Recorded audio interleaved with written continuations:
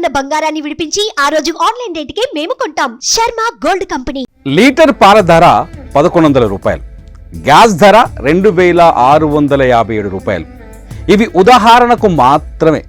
ఇలాంటివి నిత్యావసర ధరలు ఆకాశానికి తాకి ప్రజలకు 2 పూటల తిండి దొరకని రోజులు గత 2 ఏళ్ల కిందట శ్రీలంకలో చూశాం. పాకిస్తాన్లో కూడా ఇలాంటి పరిస్థితే. తీవ్ర ఆర్థిక సంక్షోభం కారణంగా ఆ దేశ ప్రజలకు కడుపు నిండా తిండి దొరకడం కూడా గగనమైంది. భారతదేశానికి కూడా 1991లో ఇలాంటి సిచ్యువేషన్ వచ్చింది. దేశం తీవ్ర ఆర్థిక మాంద్యంలో కూరుకుపోయింది. దేశంలో డబ్బులు అయిపోయాయి. దేశ ప్రజల భవిష్యత్తు ఏంటా అన్న ఆందోళన వ్యక్తమవుతున్న సమయంలో ఒకే ఒక్క వ్యక్తి దేశాన్ని ఆర్థిక కష్టాల నుంచి గట్టెక్కించాడు. అతడే మన్మోహన్ సింగ్. భారతమాత చరిత్రను తిరగరాసిన ఆర్థిక శాస్త్రవేత్త. ఈరోజు మన దేశం చుట్టుపక్కల ఉన్న దేశాలు పడుతున్న ఇబ్బందులను ఎదుర్కోకుండా ఉన్నామంటే దానికి కారణం అప్పటి ప్రధాని పివి నరసింహారావు హయాంలో ఆర్థిక మంత్రిగా పనిచేసిన మన్మోహన్ సింగ్ చేపట్టిన ఆర్థిక సంస్కరణలే. 30 సంవత్సరాల క్రితం వారు తీసుకున్న నిర్ణయాలు శ్రీలంక, పాకిస్తాన్ లాంటి కన్నీటి కష్టాలను మన దేశానికి రాకుండా చేశాయి. మన్మోహన్ సింగ్ రాజకీయ నాయకుడు కాదు, ఓ ఆర్థిక మేధావి. రిజర్వ్ బ్యాంక్ గవర్నర్గా, ప్లానింగ్ కమిషన్ వైస్ చైర్మన్గా ఆయన పనితనం రాజకీయాల్లోకి వచ్చేలా దారితీసింది.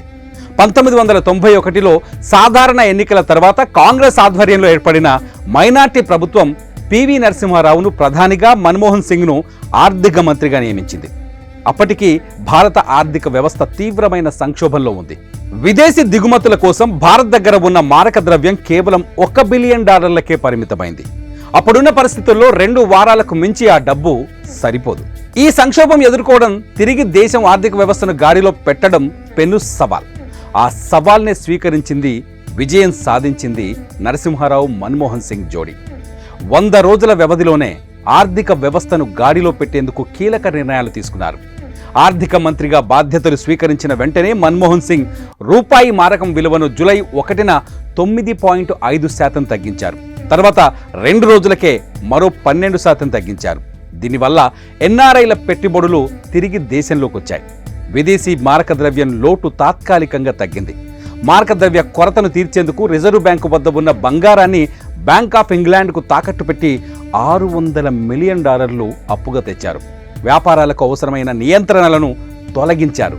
దిగుమతులపై పన్నులు తగ్గించారు. ఎగుమతులను ప్రోత్సహించడానికి ఎగుమతి ఉత్పత్తులపై పరిమితులను తగ్గించారు. రూపాయి విలువ తగ్గించడం ద్వారా విదేశీ మార్కెట్లో భారత ఉత్పత్తులకు డిమాండ్ పెంచారు. బడ్జెట్లో విధానపరమైన మార్పులు చేసి విదేశీ రుణాలు పొందారు. ప్రభుత్వ పెత్తనాన్ని తగ్గించి ప్రైవేట్ రంగానికి ప్రోత్సాహం అందించారు. ప్రత్యక్ష పన్నుల విధానాన్ని సరళీకరించారు. దీని ద్వారా బ్లాక్ మనీపై అదుపు సాధించారు.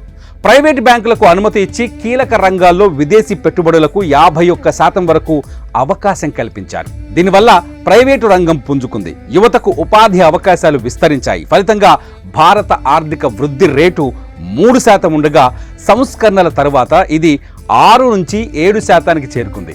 FDI భారీగా పెరిగింది. ఐటీ, మ్యానుఫ్యాక్చరింగ్, టెలికమ్యూనికేషన్ రంగాల్లో విస్తృత అవకాశాలు వచ్చాయి. ఐటీలో భారతదేశం ఈ రోజు ఇంతలా అభివృద్ధి చెందుతుంది అంటే ఆ రోజుల్లో చేపట్టిన విధానాలే కారణం. పివి మన్మోహన్ ఆర్థిక సంస్కరణల వల్ల భారత ఆర్థిక వ్యవస్థ ముందుకు సాగి ఈరోజు భారతదేశ ఆర్థిక ప్రగతి అందరికీ కనిపించే స్థాయికి చేరుకుంది. That is Manmohan Singh. ఈరోజు దేశం మాజీ ప్రధానినే కాదు, భారతమాత గతిని మార్చి ఉన్నత స్థితికి చేర్చిన మహోన్నత వ్యక్తిని కోల్పోయింది.